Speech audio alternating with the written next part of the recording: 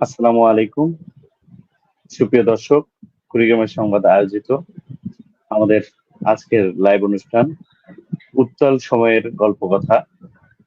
আমাদের আজকের অনুষ্ঠানে অতিথি হিসেবে উপস্থিত আছেন সালমান সাকিব, শিক্ষা ও গবেষণা অনুষদ, চট্টগ্রাম বিশ্ববিদ্যালয় এবং ফাহিম সিহাব সাদ, ব্যবসায় প্রশাসন বিভাগ, পাবনা বিজ্ঞান ও প্রযুক্তি বিশ্ববিদ্যালয় এবং আমি বাহারুল ইসলাম হীরা আপনাদের সাথে আছি। আমরা আজকে শুনবো এই যে আমাদের একটা উত্তাল সময় চলে গেল, এই সময়ে আমাদের সাথে যে যোদ্ধারা আজকে আছেন, যারা এই সময়টা পার করে এসেছেন, আমরা তাদের কাছে শুনবো সেই সময়টার গল্প। আমরা প্রথমে চলে যাচ্ছি সাদ ভাইয়ের কাছে। ভাই, আপনি তো এই সময়টা পার করেছেন, আসলে এই সময়ে কোথার যে প্রথম গল্পটা, এটা আমরা অনেকেই জানি যে আসলে আন্দোলনটা কিভাবে শুরু হলো, এবং আমি যতটুকু আপনার কাছে শুনেছি আপনি সেই শুরুর দিক থেকেই এই আন্দোলনের সাথে জড়িত। একদম প্রথম যখন কোঠা আন্দোলন শুরু হয় তখন থেকেই বৈষম্য বিরোধী যে আন্দোলনটা, সেই আন্দোলন। তো আমি আসলে আপনার কাছে জানতে চাচ্ছি যে আসলে এই আন্দোলন করতে গিয়ে আপনি এবং আপনার পরিবারের উপর যে চাপটা সৃষ্টি হয়েছিল কিনা, এবং আপনি কতটুকু চাপে ছিলেন, বা সেই চাপটা আপনি কিভাবে উতরিয়ে এই আন্দোলনের সময় দিয়েছেন। সাদ ভাই, আপনার কাছে যাচ্ছি। ধন্যবাদ বাহাদুর ভাই সুযোগ করে দেওয়ার জন্য। তো আপনারা তো ভাই কোটা আন্দোলনের খবর শুরু থেকেই জানতেন, সবাই দেশবাসীর সবাই খোঁজ খবর রাখতো। তো আন্দোলন থেকে একটা মানুষের অধিকার, এই আন্দোলন জিনিসটা খুবই নর্মাল একটা জিনিস, যে মানুষের অধিকার আদায়ের জন্য আমরা আন্দোলন করি, খুবই স্বাভাবিক একটা জিনিস। কিন্তু ভাই আপনারা যখন দেখছেন যে 15 জুলাই যে আমাদের সাবেক সেতুমন্ত্রী উনি যখন ছাত্রলীগকে আমাদের স্টুডেন্টের উপর লেলাই দিয়ে আক্রমণ করার চিন্তা করলো, তখন থেকে এই আন্দোলনটা আসলে আমাদের নিরাপত্তার ঝুঁকিতে রাখছিল। তো যে পরিবারের যে ব্যাপারটা বললেন, যখন সারা দেশে ছাত্রলীগ বিশেষ করে ঢাকা বিশ্ববিদ্যালয়, জাহাঙ্গীরনগর বিশ্ববিদ্যালয়, চট্টগ্রাম বিশ্ববিদ্যালয় অ্যাটাক করে, তখন থেকেই আমাদের নিরাপত্তায় জনিত ব্যাপারটা আমরা ভুগতেছিলাম। তো বাসা থেকে পারিবারিক বিষয়টা বলতে গেলে, বাসা থেকে আপনার কল দিচ্ছিল যে কি অবস্থা, তোমাদের ভার্সিটিতে কি অবস্থা, তোমরা তো আন্দোলন করতেছিলা, এখন তো পুলিশ প্রশাসন ব্যাপারটাকে অনেক জটিল করে ফেলছে। তো আমি স্বভাবগত পরিবারের সদস্য আপনার চিন্তা করবে স্বাভাবিক। তো আমরা তো সমন্বয়, তো আমরা যদি পিছিয়ে যেতাম তো এই আন্দোলনটা আর রূপ নিত না। তো আমরা তখন বাধ্য হই পরিবারকে মিথ্যা কথা বলার জন্য। তো আমরা চেষ্টা করি যতটা এড়ায় যাওয়া সম্ভব, যে এই তো বাসায় আসছি, আহ এমনি ক্যাম্পাসে গেছিলাম চলে আসছি, এরকম আন্দোলন বা এরকম কিছু হয়নি। তা যতটা সম্ভব এই আন্দোলনের ব্যাপারটা এড়াই গেছিলাম। কিন্তু যখন আপনারা দেখলেন যে যখন পুলিশ প্রশাসন বলেন বা ছাত্রলীগ বলেন, এরা সবাই আমাদের উপর অ্যাটাক করলো, তখন দেখা গেল যে এই আন্দোলনটা রুখে দিতে তারা আপনার, আমরা তো হলে থাকি মেসে থাকি। তা হলের ব্যাপারটা ছাত্রলীগ খুব অত্যাচার শুরু করলো, আর মেসে মেসে পুলিশ প্রশাসন গিয়ে গ্রেফতার শুরু করে দিল। তো এই গ্রেফতার এড়ানো, এক জায়গা থেকে আরেক জায়গায় শিফট করা, বা আপনার আজকে এই জায়গায় কালকে ওই জায়গায়, এই জিনিসগুলো খুবই হয়রানিমূলক ছিল। আর আতঙ্ক তো অবশ্যই ছিল, ধরেন আমরা ছাত্র মানুষ, পুলিশ প্রশাসন এদের সাথে তো আহ মানে সিচুয়েশনটা এমন ছিল যে আপনার পুলিশ প্রশাসন কোনো রেফারেন্সও নিচ্ছিল না, যে আপনার যে আরেকজনের রেফারেন্স যে আপনাকে ছেড়ে দিবে, যাকে পাচ্ছে তাকে নিয়ে যাচ্ছিল। তো ব্যাপারটা আসলেই অনেক কঠিন ছিল, দুঃসময়ের উপর দিয়ে আমরা গেছিলাম। কিন্তু আলহামদুলিল্লাহ আন্দোলন থামেনি। একজন হাল দেখা গেছে যে একজন কোনো কারণে যদি ছাত্রলীগের দ্বারা হামলার শিকার হয়েছে বা পুলিশের গ্রেফতারের কারণে আন্দোলন থামাই দিচ্ছে, আরেকজন এসে হাল ধরছিল। এভাবে আমাদের আন্দোলনটা চলছিল। জি, ধন্যবাদ। আমাদের সাথে সালমান সাকিব ভাই আছেন। আমরা সালমান সাকিব ভাইকে প্রশ্ন করবো, আসলে এই যে আন্দোলন, এর সাথে আপনার সব সম্পৃক্ততা কিভাবে, আসলে আপনি কিভাবে এই আন্দোলনে জড়িয়ে পড়লেন, ধন্যবাদ বাহার এবং ভাই। সেই সাথে ওই একই একই প্রশ্ন, সেটা হচ্ছে যে যে প্রশ্নটা ভাইকে করা হয়েছে, যে আপনার পারিবারিক কোনো চাপ ছিল কিনা এই আন্দোলনে আসতে, এবং আপনি কোনো হামলার শিকার হয়েছেন কিনা। আহ আবার ধন্যবাদ দিচ্ছি ভার ভাইকে আমাকে সুযোগ করে দেওয়ার জন্য কথা বলা। আজকে আমার গলাটা একটু বসে গেছে। আমি একটু একটা মিছিলে ছিলাম। গলা একদম স্বর মোটা হয়ে গেছে। একটু কথা বলতে কষ্ট হচ্ছে। তারপর চেষ্টা করব কিছু বলার। তো আমি আন্দোলনে কিভাবে আসলাম, কিভাবে সম্পৃক্ত হলাম?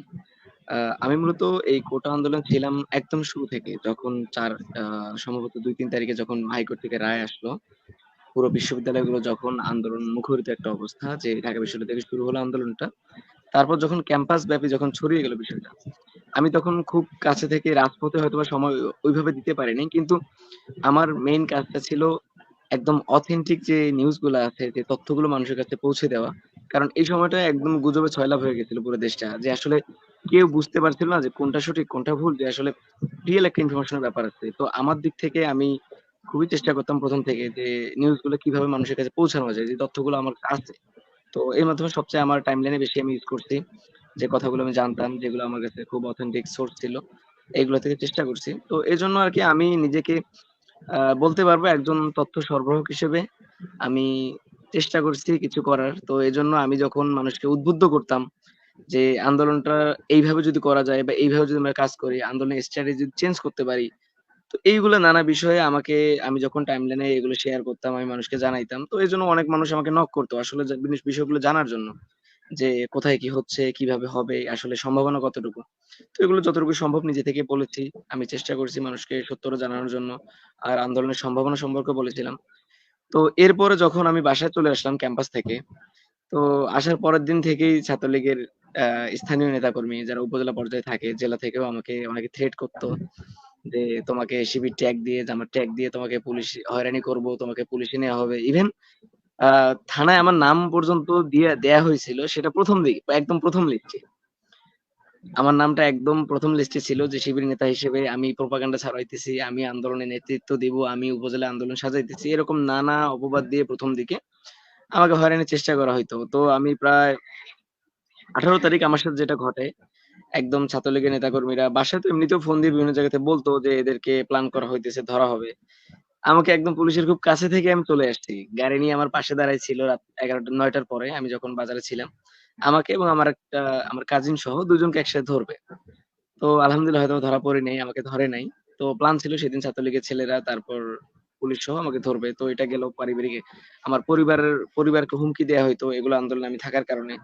আমি শেষ ১২ দিন আমি বাসার বাইরে ছিলাম। বাসায় থাকা হয় নাই। বারবার চিন্তা করতাম যে রেড আসতো বাসায়, যেকোনো মুহূর্তে ধরতে পারে। এজন্য বাসায় থাকার সুযোগ হয় নাই। ১ম দিন একটু খুব মানে প্যানিক হয়ে গেছিলাম। যখন আমি বাসা ছাড়লাম যে পুলিশ তো হয়তোবা কালকে আমাকে আজকে রাতে ধরতে পারে। আমি একটা বাসায় গেছি একটু দূরে, যে একদম এলাকার শেষ প্রান্তে থাকি, সেখানে ধরবে না। তো শুনলাম পাশেই নাকি একজন বিএনপি নেতার বাড়ি। সেইখানে আসতে পারে পুলিশ। ইভেন রাত ১:৩০ টার সময় আবার আমি সেখানে স্থানান্তরিত হইলাম। ওইখান থেকে রাত ৩ টায় আবার আরেকজনের বাসায় চলে আসলাম। এই রাতে। তো আমার এসব আন্দোলনে আসলে বারবার স্থানান্তরিত হওয়া, তারপর এই থ্রেড গুলো সামলানো, বারবার আমাকে ফোন দিচ্ছে বিভিন্ন জায়গা থেকে, আননোন নাম্বার থেকে, যে এই আন্দোলনে থাকিও না, এই আন্দোলনে থাকলে তোমাকে তোমাকে শিবির ট্যাগ দেওয়া হবে, যে আমার ট্যাগ দিয়ে তোমাকে পুলিশে হয়রানি করা হবে, তোমার কোনো চাকরি বাকরি হবে না, জেলে বসতে হবে, হ্যান ত্যান বিভিন্ন ধরনের হামলা। সরাসরি হামলার শিকার হয়নি, কিন্তু এই যে একটা মানসিক হামলা আমার উপর বারবার টর্চারিং করা হচ্ছে, তো এগুলা ব্যথিত হইতাম। তারপরও একটা আশা জাগতো মনে যে ইনশাল্লাহ হয়তোবা সফল হব আমরা, যেহেতু পুরো ছাত্র সমাজ যখন নেমে গেল, তারপর ধীরে ধীরে বুদ্ধিজীবী মহল যখন নামলো, যখন সাংবাদিকরাও হামলার শিকার, এবং বিশ্ববিদ্যালয়ের শিক্ষকগণ, তারপর সকল শ্রেণী পেশার মানুষ যখন আসলে এই মুভমেন্টে ইনক্লুড হয়ে গেল, যখন একদম ম্যাস মুভমেন্টে এটা পরিণত হয়ে গেল, তখন আসলে একটা সময় গিয়ে বুঝলাম যে পরিবার যত হতাশ হোক, পরিবারকেও থ্রেট যখন করা হইতো, তখন পরিবার আশা পাইতো যে ধরে নিয়ে গেলেও এখন ছাড়ানো যাবে, যেহেতু পুরা দেশ এটাতে নেমে গেছে। তো সবকিছু মিলায় এই আমার কাছে আরো একটা আমার এক্সপেরিয়েন্স যেটা আমার খুব কষ্ট দিছে। আমি যখন ১ম দিক থেকে ছিলাম, যখন পুলিশ গুলি করা শুরু করলো, তখন আমার খুব কাছের যে বন্ধুগুলা, যে কাছের যে বড় ভাইগুলা, প্রত্যেকদিন নিউজ আসতো আমার আমার পাশে আমার ম্যাচমেট ছিল, আমার হলমেট ছিল, ভাই গুলিবিদ্ধ। আমার উপজেলার ভাই, আমার ইমন ভাই গুলিবিদ্ধ হইলো। আমার তরুয়া ভাই মারা গেল। ইভেন আমি নিউজ ফিড আমার পুরোটাই আমার বোঝাই হয়ে যেত যে আজকে না আজকে কোনো না কোনো ভাই গুলি লাগছে। তো এতটা মানে এতটা ব্যথিত হইতাম, নিজেরই খারাপ লাগতো যে আমি রাজপথ ছেড়ে হয়তো বাসায় চলে আসছি কিছুদিনের জন্য। আমার ভাইরা যারা কখনো এগুলা চিন্তাও করেনি, সেই মানুষগুলো গুলি খাচ্ছে, রাস্তায় পড়ে থাকছে। তো এগুলা সকল কষ্ট, সকল কিছু আসলে এখন ভাল লাগতেছে যে একটা বিপ্লব তো হয়ে গেছে, একটা রেজিমের পতন হয়েছে, একটা স্বৈরশাসক বিদায় নিচ্ছে। এইটাই জি আমার সফলতা, আমার কাছে ভালো লাগে এটাই। যে জি এখন জি মুক্ত হয়ে মানুষ কথা জি বলতে সালাম পারবে, সাকিব তারা ভাই, বাক আমার স্বাধীনতা ফিরে পাবে।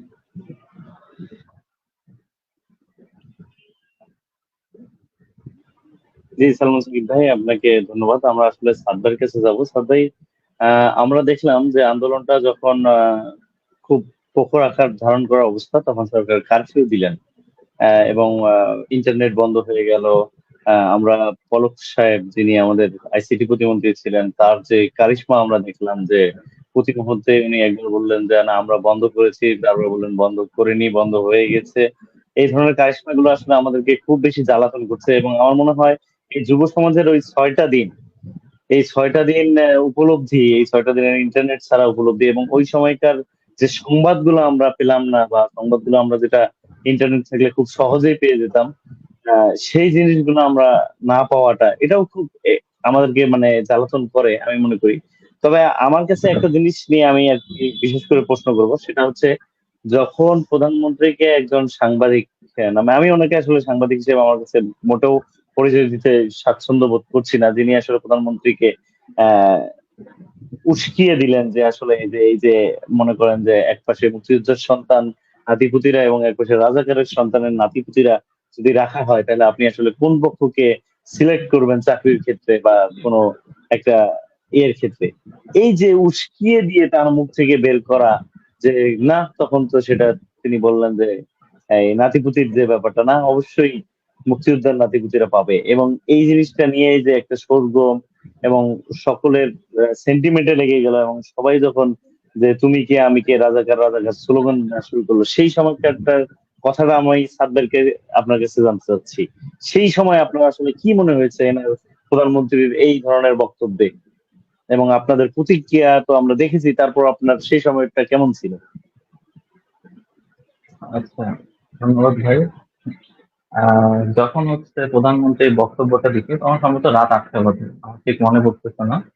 তো রাত 8টা বাজে, তখন উনি হচ্ছে যেই সাংবাদিকই প্রশ্নটা করেন, তো উনি কিন্তু দেখেন, আমরা যখন কোনো এমসিকিউ করি বা সেখানে কিন্তু আপনাকে 4টা বা 3টা অপশন রাখে নিজে, বা 5টা অপশনও রাখতে পারে। কিন্তু যেই সাংবাদিক প্রশ্ন করতে বা প্রধানমন্ত্রী যেটা উত্তর দিচ্ছে, আপনারা সবাই জানেন যে কি উত্তর দিচ্ছে। সেখানে কিন্তু 2টা অপশন দিছিল, সেটা হচ্ছে আপনি হয় রাজাকারের সন্তান না হয় মুক্তিযোদ্ধার সন্তান। তাহলে সাধারণ মানুষটা যাবে কই? আপনাকে এটা বুঝতে হবে। তো উনি যেহেতু ডিরেক্ট বলছে যে মুক্তিযোদ্ধার সন্তান ব্যতীত সবাই রাজাকার, মানে ওনার কথা শুনলে আমরা যেটা বুঝতে পারি, তো তখন তো আমাদের একটা পরিচয়ের মধ্যে আঘাত হানে।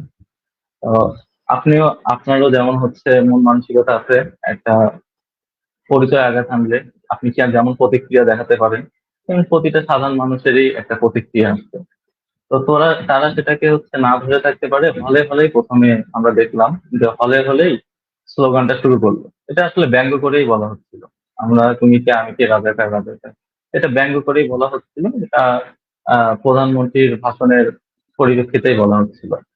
তো আপনারা দেখছেন যে মেয়েদের হল থেকে মেয়েরা তালা ভেঙে বের হচ্ছিল, প্রতিক্রিয়া। তো যখন এরকম ছাত্র সমাজের উপর এরকম একটা দাগ লাগলো, তো সবাই যখন এরকম আন্দোলনে হলো, তখন প্রধানমন্ত্রীর প্রতি, সাবেক প্রধানমন্ত্রীর প্রতি মানুষের একটা বিরূপ প্রতিক্রিয়া থাকলো, একটা রাগ। সত্যি কথা বলতে রাগ, যে তিনি আমাদের পরিচয় পাল্টানোর কি, এই প্রশ্নটা করার মতো যোগ্যতা তো ওই সময় আমাদের সাংবাদিক ভাইদের ছিল না।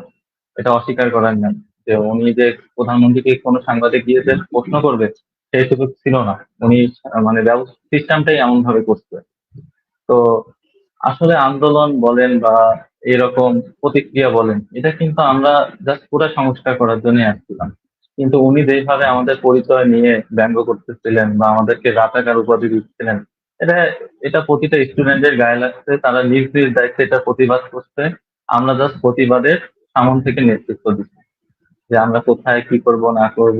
এখানে অনেকে বলতে পারে যে সমন্বয়কারীরা উৎসাহ দিয়ে ছাত্রদের নিয়ে আন্দোলন করছে, এটা না। এটা হচ্ছে প্রধানমন্ত্রী আমাদের পরিচয় আঘাত হানছে, সেটার উত্তর দিতেই স্টুডেন্টরা মাঠে নামছিল। আর প্রধানমন্ত্রী সেই প্রতিবাদের মধ্যেও বল প্রয়োগ করতে চাইছিল, যার কারণে এই আন্দোলনটা এত গভীরতা পায়। আচ্ছা, যখন এই বলা হলো রাজাকার, বলার পর যখন এই স্টুডেন্টরা রাজাকার রাজাকার স্লোগান দেওয়া শুরু করলো, তখন এই বিষয়ে একটা প্রতিক্রিয়া প্রধানমন্ত্রী নিজেই করেছেন যে আসলে যে তোমরা মানে ওরা নিজেরাই নিজেদেরকে রাজাকার বলতেছে, এই বাংলার জমিনে থেকে তারা নিজেদেরকে রাজাকারের সন্তান হিসেবে দাবি করে। এই জিনিসটা তো আসলে আমার মনে হয় আরো বেশি আঘাত লেগেছে সবার কাছে, কারণ সে সময়কার বিষয়টা আমরা দেখেছি। তো সালমান সাকিব ভাই, আপনার কাছে আমরা জানতে চাচ্ছি খুব ছোট্ট করে যে সেই সময়টা আপনার কেমন উপলব্ধি হয়েছে? আহ, আমার কাছে তখন এই বিষয়টা আসলে উপলব্ধিতার যে জায়গাটা চলে আসে আমার মাঝে, যে যাকে, যে নামটাকে ব্যবহার করে তারা লুটে পুটে খেয়েছে পুরো দেশটাকে, মানুষ স্যাটার হিসেবে বা আয়রন হিসেবে ওই জিনিসটাই ব্যবহার করতেছে যে আমি রাজাকার। মানে আওয়ামী লীগ শেষ পর্যন্ত এই নামটাকে এতভাবে ব্যবহার করে মানুষকে নির্যাতন করেছে, যারা এই জিনিসটাকে একদম নেগেটিভ ভাবে উপস্থাপন করতো, তারাও চিন্তা করতো যে প্রতিবাদের ভাষাই হয়তো বা রাজাকার। যেটা আমাদের পাবলিক সেন্টিমেন্ট যেটা বলছে আমাদেরকে, যে মানুষ যখন শিবির জামাত কিংবা রাজাকার বলে যখন বারবার ব্যঙ্গ করে সবাইকে অতর্কিতভাবে নির্যাতন করা হতো দিনের পর দিন, একটা সময় হলো কি যে প্রধানমন্ত্রী যখন নিজে যখন এই জিনিসটা বারবার ব্যবহার করতেছে, আবার ইভেন জনগণকেও বলতেছে যারা এটা মানবে না তার রাজাকার, এবং রাজাকারের সন্তানকে আমি চাকরি দিব না, তারা বিশ্ববিদ্যালয়ে কেন পড়বে। তো এই জায়গাটা আসলে হয়ে গেছে কি যে আমার তো অস্তিত্বে আঘাত লাগে। যারা মুক্তিযুদ্ধে, যারা একদম বিপক্ষ শক্তি ছিল, দেশটাকে যারা ধ্বংসের পায়তারা করেছিল, সেই রাজাকার আমাদেরকে কেন বলা হচ্ছে? আমাদের অপরাধ থেকে আমরা সত্য কথা বলতেছি, আমরা ন্যায়ের পক্ষে ছিলাম। ন্যায়ের পক্ষে থাকাই কি আমাদের রাজাকার? আমরা রাজাকার হয়ে গেলাম? তাহলে জনমতটাকে তারা কোথায় জায়গা দিল? যে যখনই একটা সরকারের বিরুদ্ধে কথা বলা হবে, সেটা যদি অন্যায় করা হয়, অন্যায় কথাটাকে যখন আমরা তুলে আনবো, সে তখনই আমি হয়ে যাবো রাজাকার। বিষয়টা কেমন না? তো এই জায়গা থেকে চিন্তা করে চতুর্মুখী চিন্তা ভাবনায় যখন ঢাকা বিশ্ববিদ্যালয়ে সবাই বললো যে আমি কে তুমি কে, রাজাকার রাজাকার কেন বললো, তখন বিষয়টা চিন্তার বিষয় যে কেন তারা বলতেছে। এটা অবশ্যই ব্যঙ্গাত্মক ভাবে আমাদের চিন্তা জি। করতে হবে যে তারা ব্যঙ্গাত্মক করেই বলেছে, তারা কখনো আসলে অস্তিত্ব নিয়ে যে আমি রাজাকার বলতেছি মানে যে আমি রাজাকার, এমনটা না। তো আমার অস্তিত্বে আঘাত লাগছিল, আমার খারাপ লাগছে। তো খারাপ লাগা থেকে আমার প্রতিবাদের ঝড়টা আরো একদম দাবানলের মতো ছড়িয়ে পড়ছে পুরো দেশে। এটাই আরকি আমার উপলব্ধিতার জি, জায়গা থেকে আমি ধন্যবাদ। এটা বুঝি। ধন্যবাদ সাকিব ভাই। আমরা সাদ ভাইয়ের কাছে যাবো। সাদ ভাই, এই যে একটা উজ্জ্বল সময় গেল, এই সময়ে আমরা আপনার কাছে শুনতে যাচ্ছি আসলে আপনি কোথাও পালিয়েছিলেন কিনা, পরিবারে কোনো হামলা হয়েছে কিনা, হামলা হলে অথবা গ্রেফতার হয়েছেন কিনা, সেই গল্পটা একটু আপনার কাছে জানতে চাচ্ছি। ধন্যবাদ ভাই। ভাই, আমরা হচ্ছে আমাদের যারা স্টুডেন্ট বাইরে পড়াশোনা করতে চাই, তো তাদের পরিচয় মানে তারা হচ্ছে থাকার জায়গা বলতে আপনার হলেই থাকতে পারবে, না হলে তাকে মেসে বা ব্যাচেলর বাসায়।